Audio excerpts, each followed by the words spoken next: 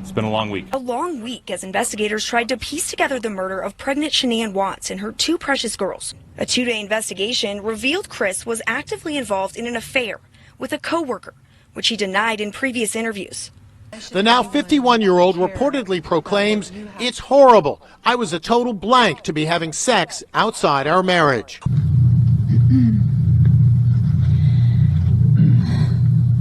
Okay, first of all, I met Scott Peterson November 20th, 2002. I was introduced to him. I was told he was unmarried. Scott told me he was not married. We did have a romantic relationship. When I discovered he was involved in the Lacey Peterson disappearance case, I immediately contacted the Modesto Police Department. About me. She claims you deceived her. She claims Amber. that, yeah. Yes, she did not know. She did not know that I was married. That is correct. And, so I'm glad she came forward. I informed her that I am married.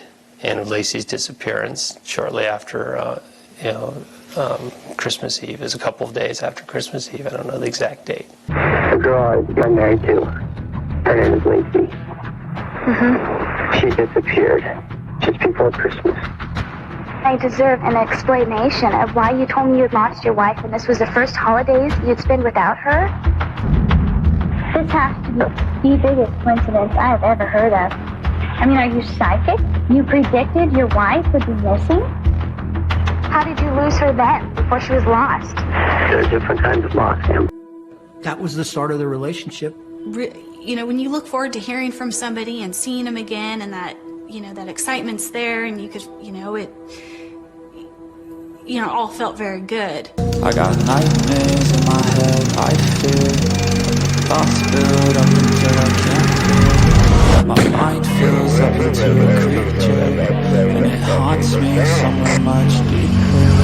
I got nightmares in my head, I fear. Hello and welcome to True Crime Rocket Science. The US loves to hate cheaters. The reasons why tell us a lot about how we view marriage.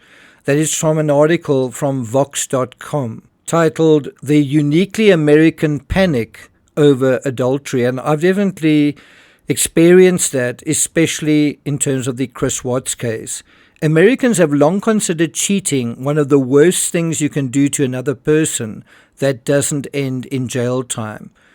This is from an article that came out just a few weeks ago in mid-August of this year.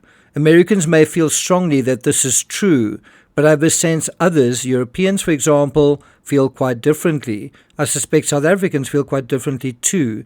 I can't speak for Australians, New Zealanders or Canadians. Perhaps you can leave your thoughts about how you feel about the whole thing in the comments. Now, we witnessed the ire that messing around incites 2nd and 3rd and in July when a kiss scam caught the now infamous Coldplay CEO and his fellow Coldplay-loving co-worker canoodling during a concert at Gillette Stadium in Massachusetts. That kind of made national news, if not world news. After being spotted, according to this article, the pair quickly separated and ducked, leaving frontman Chris Martin, of Coldplay, to speculate that they were having an affair, and of course they were. The video quickly went viral, it became national news, and sleuths then dug around and tried to reveal the people's real names, their job titles, while the one turned out to be a CEO and the other the head of HR, and the company they worked for, which ended up being Astronomer, a data platform company, and then online vigilantes did the rest. They found and descended on their spouses. Now, as far as I know, the CEO was fired, wasn't he? And so was his mistress. She was fired as well. I remember when it happened feeling that was a bit harsh. That was my take on it.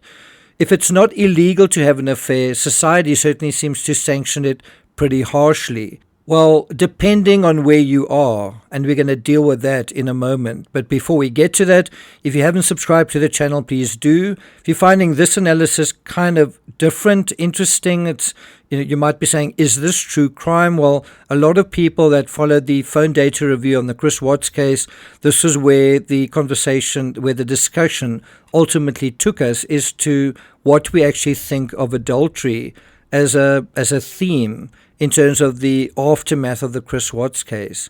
And so quite a few people asked whether we could have this discussion. That's why we're having it. And I think you're going to find that there are different views on the same topic, which is, I think, quite interesting.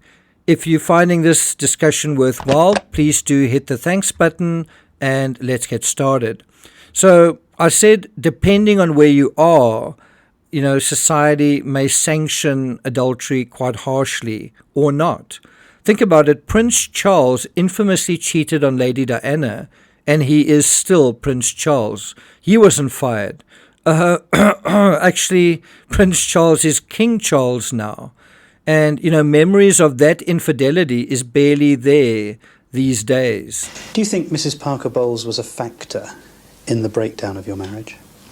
Well, there were 3 of us in this marriage, so it was a bit crowded.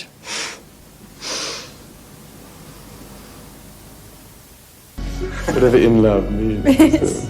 Well, it you can put your own interpretation. Obviously means 2 very happy people. Yes. Once again, congratulations. Well, from us, congratulations. Thank you very much. Very kind.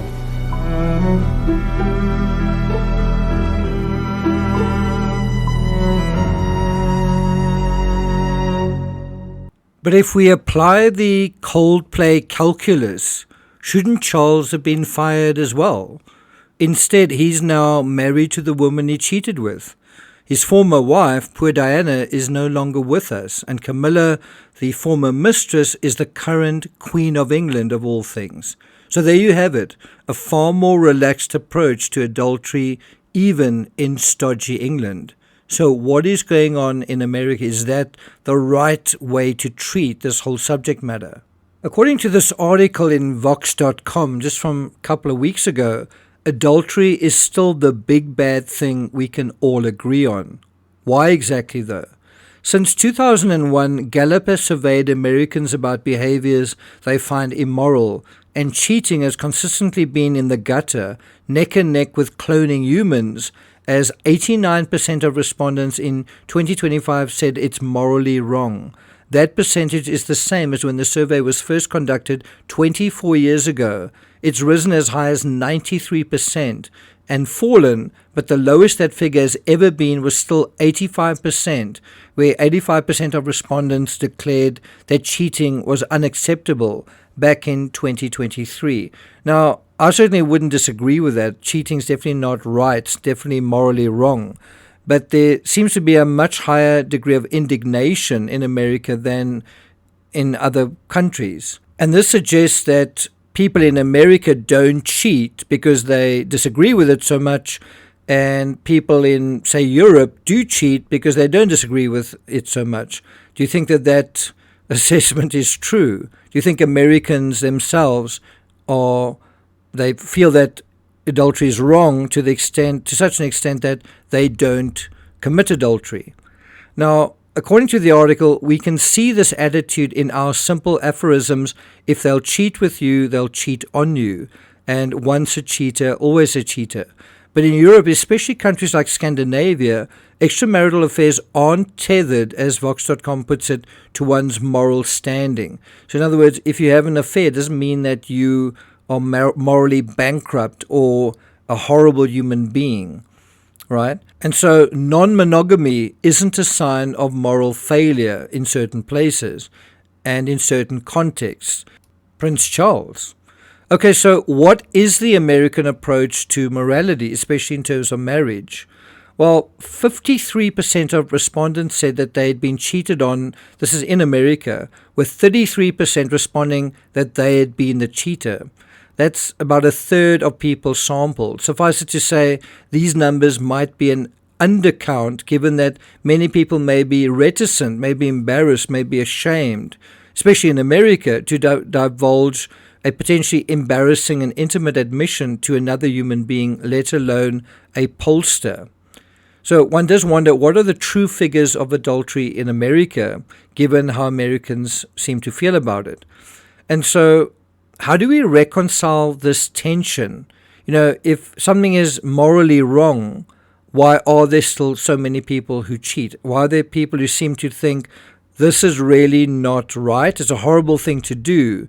One of those people is Chris Watts. Another person is Scott Peterson, and yet they went ahead and cheated, knowing that it was something that others around them considered so terrible.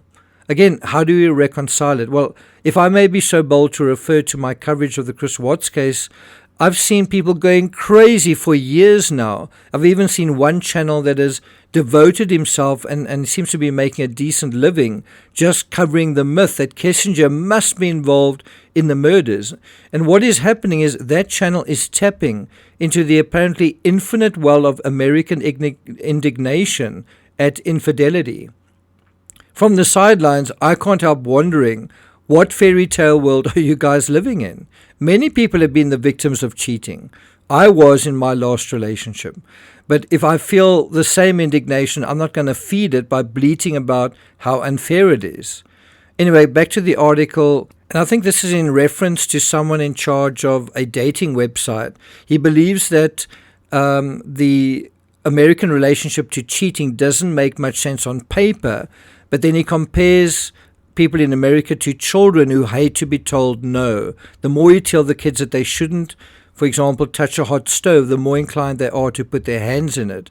Then adults who are children but older ostensibly burned their fingers and learned not to grab a hot metal years ago, but they failed to extrapolate the bigger lessons about things they're not supposed to do, meaning adultery. Now, I do think my true crime analysis, which is clearly not for everyone, because, for example, on the Kissinger story, I know people want to hear that she's awful, and they want to hear that she's the real villain of the story, and all of that sort of thing. I know that's what people want to hear. But in terms of my true crime analysis, I try not to be too simplistic, even if that's what people want. I try to be realistic, not telling you what you want to hear, because I'm trying in the end to extrapolate the bigger lessons about things we're not supposed to do. And in this, I hope it provides much deeper service to my followers than the vacuous voyeurism offered by so many other channels in this genre.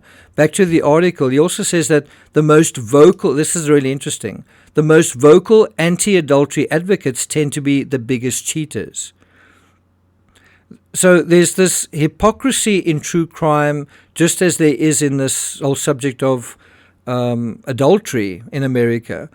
You have this hypocrisy in true crime where creators feed a need from audiences to be told something, even if the mandate in true crime is about telling the truth, being truthful about crimes and criminals.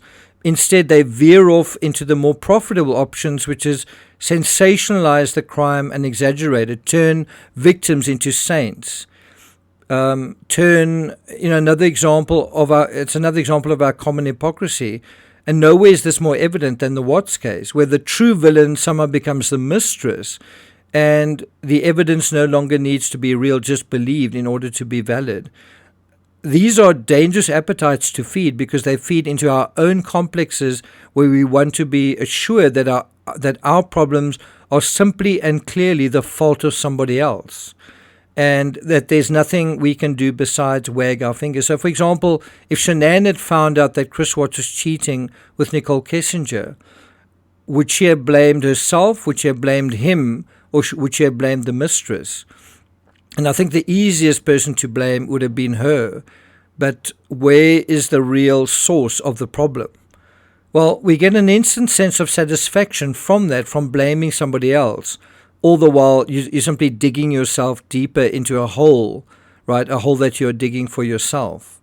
And now, according to Vox.com, again, just think about the irony of this. After the Coldplay fallout, Ashley Madison saw a surge of new signups, averaging 36,000 signups to Ashley Madison in the week following, following that whole adultery thing going on in the news, compared to the average of 20,000. So basically their signups almost doubled. And the CEO of that site said, there's enough contradiction and hypocrisy in America to sustain Ashley Madison's business in the coming years. And so the article goes on to note, Americans hate cheating so much except when it's people we know or perhaps even ourselves, or suddenly there's a lot more understanding. Suddenly it all becomes more complicated. And knowing someone is pretty elastic too. If it's somebody that you like, a celebrity that you like, if it's celebrity infidelity, well then the scandals are treated differently. Now, it's interesting, in the case of the Coldplay couple, when you didn't know these people from a bar of soap, it was easy to apply judgment. When you didn't know anything about their backstory, you didn't see them as human beings, you just saw them in this very sort of isolated context. Now, in the Watts case, I have tried to humanize the characters, not to make what Watts did more palatable or Kessinger's infidelity more relatable, but in order to humanize the viewer, the audience, in terms of the details of that particular case. And we do that, we remember our humanity by not only acknowledging the backstories of others, but also our own. And when we do that, certainly via the true crime schema, we have a chance, if we are brave, to challenge some of our long-held but self-limiting beliefs. If we recognize those self-limiting beliefs in others, in their stories, perhaps we can begin to challenge them in our own and start to develop new identities and new stories for and about ourselves. So again, according to Vox, the Coldplay couple, with them we have no backstory, so it's very easy to vilify both of them. That's according to one commentator, pointing out that people quickly jumped onto the narrative that both were betraying their spouses. They're less sympathetic to us because we don't know them and we can't put ourselves into the narrative, Solomon adds. It all comes back to the stories we like to tell ourselves. And some of those stories we like to tell ourselves are told to us by creators on YouTube, where creators on YouTube tap into what people want to hear. And so those creators tell people what they want to hear, not what is the truth, but what is going to be the most profitable for themselves. Now, it may seem anathema to some, but there was actually something positive about Chris Watts' affair. Yes, you heard me right. There was actually something positive about it. He realized, for example, how much it meant to him to be listened to, and ironically, to be able to be himself even in the partial theater that adultery ultimately creates. It offered Watts an opportunity to be someone else, someone he wasn't allowed to be in his marriage. Now, why was that happening? And towards the very end of her life, Shanann seemed to intuit as much, that she wasn't allowing him to be who he was, and he was kicking against that to some extent. Now, back to the article, affairs can show us things, perhaps even desires, that are missing in relationships and marriages. Now, literally on Sunday morning, August 12th, the day before her murder, Shanann was finally doing some soul-searching on what was missing from her marriage. Remember this. Shanann told Addie, I need to do better with my calendar. I don't block out family time. I fill in family time. Chris Watts said to me last night, it has nothing to do with business. And then she goes on to say, it's the itty-bitty things. I sometimes can be bitchy and he gets that side of me. I know I tend to make him feel like he isn't able to do things because I have control issues. He said the other night he wishes I just let him hang up a picture. So there you have it. I have control issues. Look at this section also, written by Shanann the day before her death. I can be better at how I communicate. I did belittle him with his parents. I need to feel like he will stand up for us faced with difficult situations. My weakness is I have an Italian temper. All of these were true and useful, but far too late to be of any use, but not for us. Think about how those terms may apply to you and how, if you act on it, might improve your relationships with those around you. Being less controlling, communicating better, whatever that means. Not being sneering or belittling. Saying what you need while also acknowledging and working on your own weaknesses. But we can only do that, certainly in the true crime setting, if we admit that we can be a bit bitchy ourselves, that we are at turn something like these characters in these stories, meaning not how are we not like them at all, but instead how are we like them right now in our situations. Now, I really appreciated this analysis from Vox because I wondered whether my own views were weird or distorted. And the article concludes by saying the truth is there's a disconnect between what Americans believe about cheaters and how we think about ourselves and the people we're sympathetic to. In America, there's a dogmatic understanding. Think about that. In America, there's a dogmatic, this inflexible, static understanding of matrimony that necessarily can't apply to all the many, many marriages out there, and a culture that clings to the roots of that institution even as it changes. I do hope over time that my channel will continue to erode this disconnect between what Americans believe and how they think about themselves, because that disconnect is really real. And I think the route to this more realistic and happier and in tune life is authenticity. Well, I'm not going to take it further than that, but if you do want me to do a part 2 to this whole analysis, because I do have some personal views on this, let me know in the comments, and based on how much interest there is in this topic, we'll maybe do a part 2 to this.